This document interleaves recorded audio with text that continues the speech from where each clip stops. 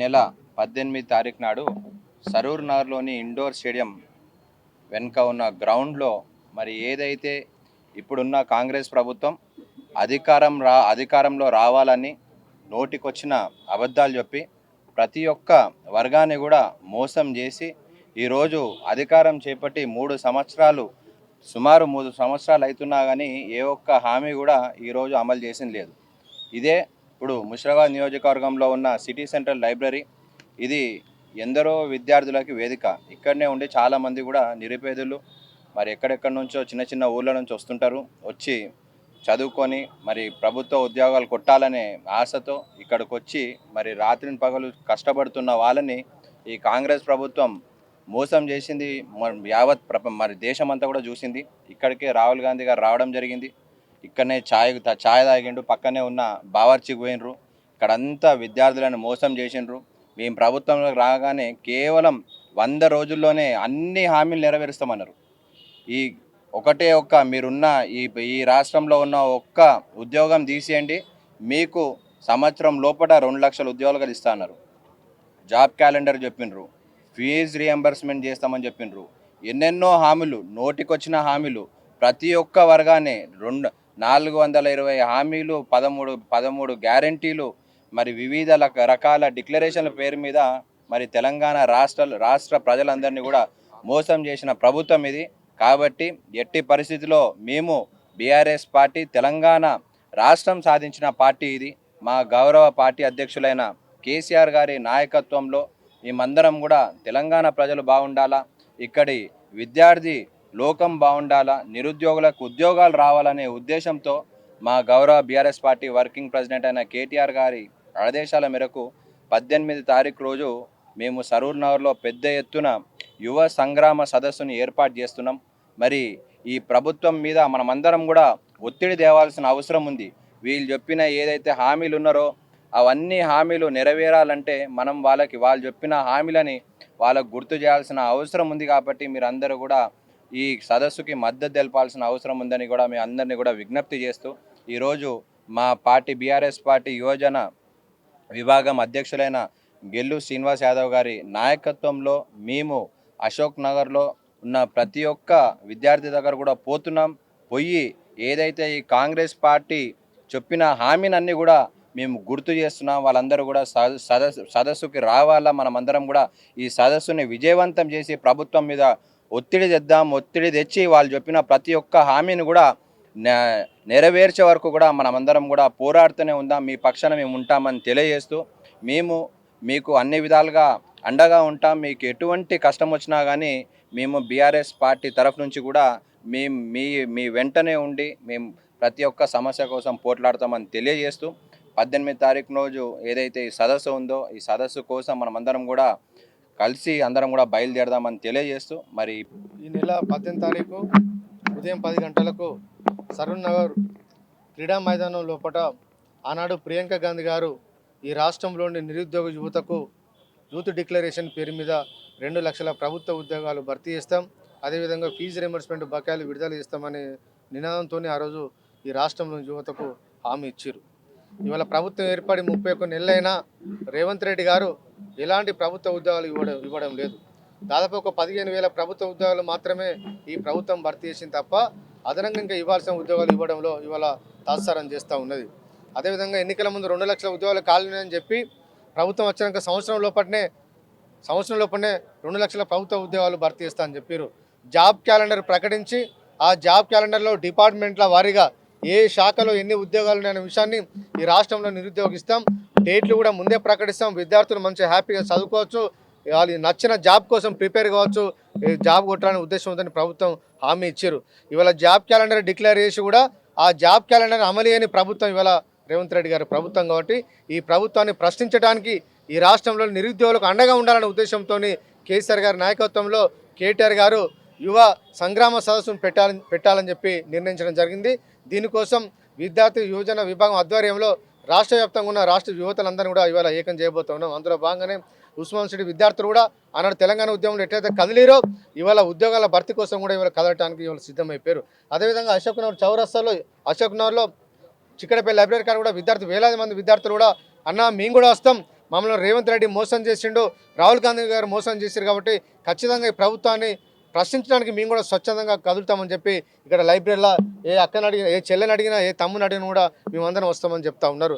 అదేవిధంగా వివిధ coaching centre లోపల స్టడీ రూమ్లలో ఉన్న వాళ్ళు కూడా అన్న మేము కూడా వస్తాం, మాకు కూడా ఏదైనా ఏర్పాట్లు చేయండి, మేము కూడా ఖచ్చితంగా వస్తాం, ఈ ప్రభుత్వాన్ని మనం ప్రశ్నించాలి, ఎన్నేళ్ళు ఇంకా మేము చదువుకోవాలి, ఇక్కడ మాకు 2.5 ఏళ్ళ కింద మాకు హామీ ఇచ్చారు, ఇప్పటివరకు ఉద్యోగాలు ఇస్తలేరు కాబట్టి ఈ ప్రభుత్వాన్ని ప్రశ్నించే బాధ్యత మాకు కూడా ఉంది, మేము కూడా స్వచ్ఛందంగా వస్తామని చెప్పి ఇవాళ నిరుద్యోగ యువత కూడా అందరూ కదలబోతున్నారు. కాబట్టి ఖచ్చితంగా వేలాది మంది నిరుద్యోగులందరూ రావాలి, కాంగ్రెస్ పార్టీకి బుద్ధి చెప్పే విధంగా వచ్చి ఈ సభను విజయవంతం చేసి కేటీఆర్ గారి సందేశాన్ని వినాలని చెప్పి ఈ సందర్భంగా తెలియజేస్తాం. ఎల్బీ నగర్ నియోజకవర్గం సరూర్ నగర్ వేదికగా జరుగుతున్నటువంటి యువ సంగ్రామ సదస్సును విజయవంతం చేయాలని చెప్పేసి ఈరోజు చిక్కడపల్లి లైబ్రరీ వేదికగా వచ్చి ప్రతి విద్యార్థులందరికీ కలిసి వినతి పత్రం ఇవ్వడం జరిగింది.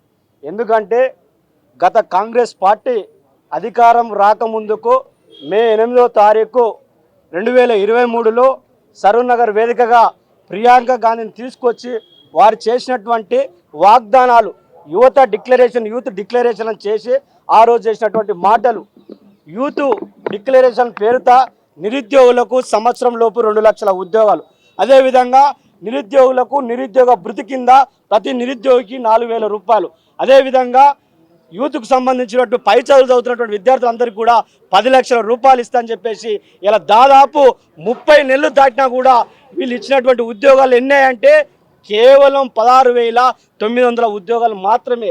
గత ప్రభుత్వం ఇచ్చినటువంటి నోటిఫికేషన్ కావచ్చు, గత ప్రభుత్వం పెట్టినటువంటి ఎగ్జామ్స్కు వీళ్ళు ఆర్డర్లు ఇచ్చి మేము 65,000 ఉద్యోగాలు ఇచ్చామని చెప్తున్నారు. ఇలా ఎంత దగాకోరు ప్రభుత్వం కాంగ్రెస్ ప్రభుత్వం అంటే, మీరు మీ ప్రియాంక గాంధీ రాహుల్ గాంధీకి వచ్చి ఇదే చిక్కడపల్లి వేదికగా ఛాయ్ తాగి నిరుద్యోగులను మోసం చేసినటువంటి పరిస్థితి.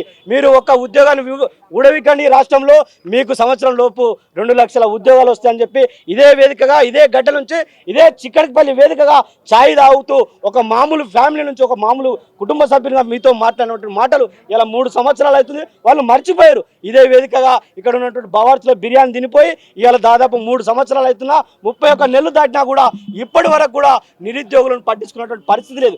కాబట్టి నిరుద్యోగుల పక్షాన ఆనాడైనా ఈనాడైనా కేసీఆర్ గారి ప్రభుత్వం, బీఆర్ఎస్ ప్రభుత్వం అండగా ఉన్నది. గతంలో 1,60,000 ఉద్యోగాలు ప్రభుత్వ ఉద్యోగాలు ఇచ్చింది. అదేవిధంగా ప్రైవేటు రంగంలో దాదాపు 20 లక్షల పైగా ఉద్యోగాలు కేటీఆర్ నాయకత్వంలో ఐటీ రంగంలో 20 లక్షల పైగా ప్రత్యక్షంగా పరోక్షంగా ఉద్యోగాలు ఇచ్చినటువంటి ఘనత ఇలా కాంగ్రెస్ పార్టీ అధికారంలోకి వచ్చినాక ఇచ్చిన ఉద్యోగాలు ఎన్నాయంటే కేవలం 16,900 ఉద్యోగాలు. అదేవిధంగా ఇక్కడ ఉన్నటువంటి ఫార్మా రంగం కావచ్చు, ఐటీ రంగం కావచ్చు, ఈ 30 నెలల్లో పూర్తిగా విధ్వంసమైనటువంటి పరిస్థితి. కాబట్టి ఇలా నిరుద్యోగులకు అండగా ఎవరు ఉన్నారంటే ఇలా బీఆర్ఎస్ పార్టీ అండగా ఉంది. కాబట్టి ఖచ్చితంగా ఆ రోజు ఇచ్చినటువంటి హామీలను ఇలా ఖచ్చితంగా కాంగ్రెస్ పార్టీ మెడలు వంచైన హామీలను నెరవేర్చుకోవాలంటే మీరంతా కూడా నిరుద్యోగులు కావచ్చు, యువత కావచ్చు, విద్యార్థులంతా కూడా పెద్ద ఎత్తున తరలి వచ్చి సరూర్ నగర్ వేదిక జరుగుతున్నటువంటి ఏదైతే యువ సంగ్రామ సదస్సు ఉంటుందో దాన్ని అందరం కూడా స్వచ్ఛందంగా వచ్చి కేటీఆర్ గారు ముఖ్య అతిథిగా వస్తారు. కాబట్టి ఖచ్చితంగా మీరు అంతా వచ్చి కూడా విజయవంతం చేయాలని పేరున యావత్ తెలంగాణలో ఉన్నటువంటి విద్యార్థి లోకం, యువత, నిరుద్యోగం అంతా కూడా తరలి వచ్చి విజయవంతం చేయాలి. విద్యార్థి కావాలి, యువత కాబట్టి తలుసుకుంటే ఈ రాష్ట్రంలో అయినా దేశంలోనే ఏదైనా సాధించవచ్చు. కాబట్టి ఖచ్చితంగా వాళ్ళే ఇచ్చినటువంటి వాళ్ళు పెట్టినటువంటి మేనిఫెస్టో ప్రకారమే వాళ్ళు జాబ్ క్యాలెండర్ అన్నారు. కాబట్టి మనం ఆ జాబ్ క్యాలెండర్ గుర్తు చేస్తున్నాం. వాళ్ళే 2 లక్షల ఉద్యోగాలు అన్నారు కాబట్టి ఆ 2 లక్షలు గుర్తు చేస్తున్నాం. వాళ్ళే నిరుద్యోగ భృతి ఇస్తున్నారు 4,000 కాబట్టి మనం గుర్తు చేస్తున్నాం. కాబట్టి మనం ఇవి గుర్తు చేయకపోతే కాంగ్రెస్ పార్టీ అధికారంలోకి వచ్చినాక అన్ని వర్గాలను మోసం చేసింది. ఒకవైపు రైతాంగాన్ని మోసం చేసింది, మరోవైపు మహిళలను మోసం చేసింది, ఇటువైపు నిరుద్యోగులను మోసం చేసింది. కాబట్టి ఖచ్చితంగా ఈ కాంగ్రెస్ పార్టీని మెడలు వంచైనా ఈ దద్దమ్మ ముఖ్యమంత్రిని గద్దె దించేంత వరకైనా మనం పోరాటం చేయాలి. యావత్ తెలంగాణలో ఉన్న యువత అంతా కూడా పెద్ద ఎత్తున తరలి వచ్చి విజయవంతం చేయాలని సందర్భంగా తెలియజేస్తున్నాం. మరి ఒకవైపు తెలంగాణ రాష్ట్ర ముఖ్యమంత్రి నిరుద్యోగులను పేడ్ ఆర్టిస్టులు అంటున్నాడు, ఇండియన్ దాగమని చెప్తున్నాడు. మీరు అదే చూసారు కదా బ్రదర్, మొన్న మాట్లాడినటువంటి నిరుద్యోగుల ఆవేశం ఏ విధంగా ఉంది. నిరుద్యోగుల పక్షాన ఆ రోజు మమ్మల్ని మోసం చేసి ఇదే రేవంత్ రెడ్డి గారు మమ్మల్ని నమ్మించి మా విద్యార్థులందరినీ కూడా కలుపుకొని బస్ యాత్ర చేసిండు. ఆ బస్ యాత్ర సందర్భంగా సంవత్సరం లోపల ఇలా రాష్ట్రంలో ఉన్న ఒక ఉద్యోగం ఉడవిస్తే మీకు సంవత్సరం లోపల 2 లక్షల ఉద్యోగాలు ఇస్తున్నారు. ఆ 2 లక్షల ఉద్యోగాల గురించే నిరుద్యోగులు మాట్లాడితే ఉద్యోగాలు ఇవ్వలేని దద్దమ్మ ముఖ్యమంత్రి చౌట రేవంత్ రెడ్డి ఇలా మాట్లాడుతున్న మాటలు మీరు ఇంటిని దాగి చచ్చిపోయినట్టు. ఎవరు నువ్వు ఇంటిని దాగి చచ్చిపో అనడానికి నువ్వు ఎవరు ఈ రాష్ట్ర ముఖ్యమంత్రిగా?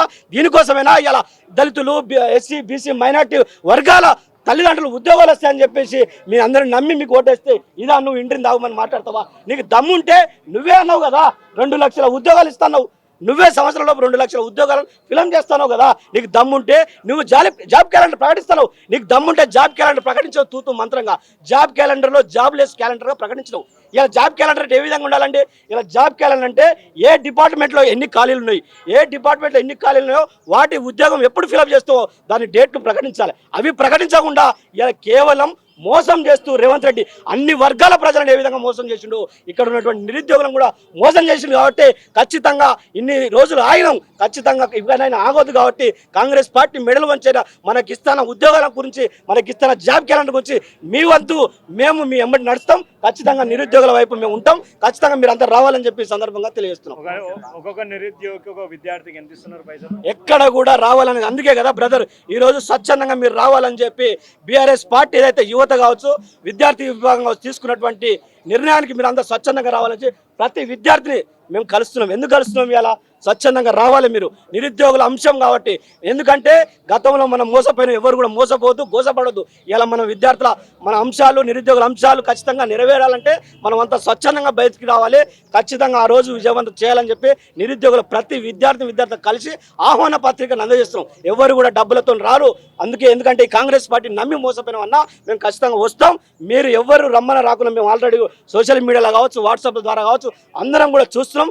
ఖచ్చితంగా పెద్ద ఎత్తున తరలి వచ్చి ఎట్టి పరిస్థితుల యువ సంగ్రామ సదస్సును విజయవంతం చేస్తామని చెప్పి కూడా ప్రతి విద్యార్థులు కూడా ఇలా ఉస్మానియా యూనివర్సిటీ లైబ్రరీ కావచ్చు, చిక్కడపల్లి లైబ్రరీ కావచ్చు, యావత్ ఇలా హైదరాబాద్ ఉన్న లైబ్రరీలు అందరూ కూడా విద్యార్థులు వెనుక బీఆర్ఎస్ ఉందా, నిరుద్యోగులు వెనుక 100% నేను ఏమంటున్నా అంటే నిరుద్యోగుల పక్షాన కాంగ్రెస్ పార్టీ ఏదైతే ఇచ్చిందో మేనిఫెస్టో దాన్ని కొట్లాడడానికి ప్రతిపక్ష విద్యార్థి సంఘంగా ఖచ్చితంగా మేము ఉంటాం. మీరే ఇచ్చారు కదా సంవత్సరం లోపు 2 లక్షల ఉద్యోగాలు అన్నారు. ఇవాళ ఏం ముఖం పెట్టుకుంటున్నాం? ఇలా రేవంత్ రెడ్డి గారు అని అడుగుతున్నాం. కాబట్టి నిరుద్యోగుల పక్షాన నిలబడతాం. ఖచ్చితంగా 2 లక్షల ఉద్యోగాలు ఫిలప్ చేసేంత కూడా మేము ఫైట్ చేస్తామని చెప్పి నిరుద్యోగులందరూ పెయిడ్ ఆర్టిస్టులు అని చెప్పేసి ఇవాళ రేవంత్ రెడ్డి ఆనాడు చిక్కడపల్లికి వచ్చింది కదా, ఆనాడు ఆయన చిక్కడపల్లికి వచ్చినప్పుడు ఆయన కూడా ఒక పేట్ ఆర్టిస్ట్కి వచ్చిండు. ఆయన చిక్కడపల్లి వేదిక కావచ్చు, ఇలా యావత్ తెలంగాణ ఉన్నటువంటి అన్ని విద్యార్థి సంఘాలను నిరుద్యోగం కలుపుకొని బస్ యాత్ర చేసిండు. ఆ రోజు అన్ని ఎన్ని లక్షలు ఇచ్చి చేసిండు ఆయన. కాబట్టి విద్యార్థి సమస్యల పట్ల ఖచ్చితంగా కొట్లాడడానికి ఎవరు పేట్ ఆర్టిస్ట్ ఉండరు. స్వచ్ఛందంగా వాళ్ళే పెట్టారు కదా మేనిఫెస్టో, ఎవరు పెట్టలే కదా. నువ్వే అన్నావు కదా సంవత్సరం లోపల 2 లక్షల ఉద్యోగాలు ఇస్తాం. ఒక ఉద్యోగాన్ని ఉడవికండి రాష్ట్రంలో ఈ రాహుల్ గాంధీని తీసుకొచ్చి మాట్లాడారు కదా.